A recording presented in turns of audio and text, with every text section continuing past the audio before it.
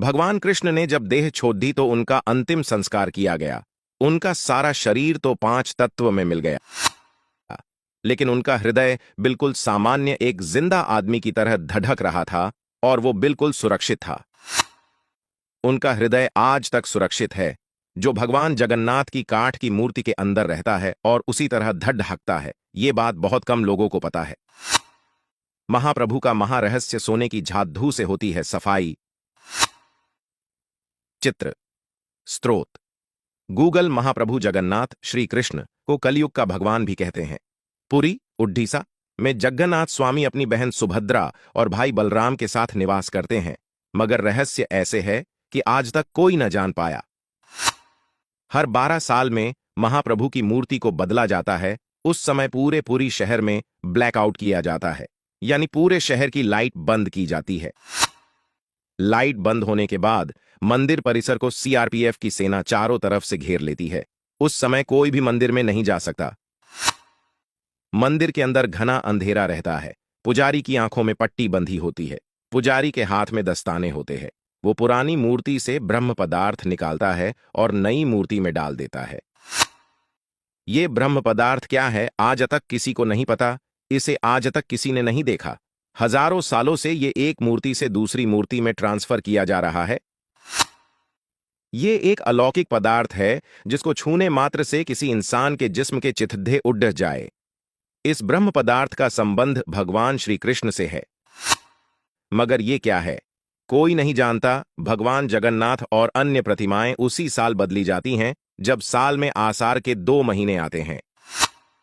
19 साल बाद यह अवसर आया है। वैसे कभी कभी 14 साल में भी ऐसा होता है। इस मौके को नवकलेवर कहते हैं, मगर आज तक कोई भी पुजारी ये नहीं बता पाया कि महाप्रभु जगन्नाथ की मूर्ति में आखिर ऐसा क्या है।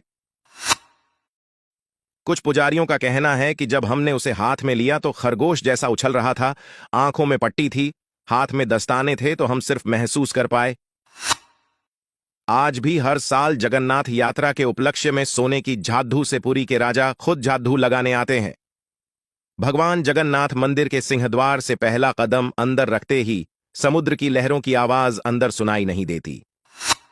जबकि आश्चर्य में डाल देने वाली बात यह है कि जैसे ही आप मंदिर से एक कदम बाहर रखेंगे, वैसे ही समुद्र की आवाज सुनाई देंगी।